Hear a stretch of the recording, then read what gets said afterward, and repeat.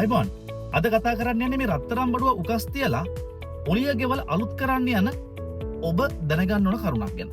ඒ තමයි ශ්‍රී ලංකා මහ බැංකුව මැයි 25 වෙනිදා ඉඳන් මේ රත්තරන් බඩුවලට දෙන ණය අත්තිකාරා මුදල 70% දක්වා සීමා කළා.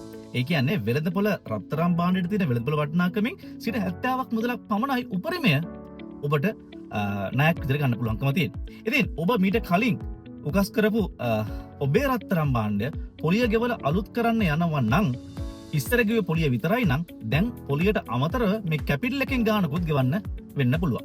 ඒ මොකද කලින් ඔබ 70%ට වඩා වැඩිපුර අරන් තියෙනවා නම් පොලිය ගෙවල අලුත් කරද්දී අදාළ බැංකුව හෝ මූල්‍ය ආයතන ඔබ ලබා දෙන්නේ 70%ක සීමාව යටතේ පමණයි. ඒ නිසා ඔබ අදම තමන්ගේ බැංකුවට නැත්නම් මූල්‍ය ආයතනයට කතා කරලා තමන්ගේ රත්තරන් භාණ්ඩය බේරගන්න නැත්නම් පොලිය ගෙවන්න බේරගන්න ඕන ප්‍රශ්නයක් නෑ. පොලිය ගෙවල අලුත් කරනවා නම් තමන්ගේ මුදල අතින් ගෙවන්න වෙනව නැත්නම් පොලිය මුදල පමණක් ඇද්ද කියන එක හරියට දැනගෙන යන්න. ඔබ අපහසුතාවයට පත් වෙන්න පුළුවන්. ඉතින් මේක ගැන දැනගන්න හැමෝටම ෂෙයා කරන්න.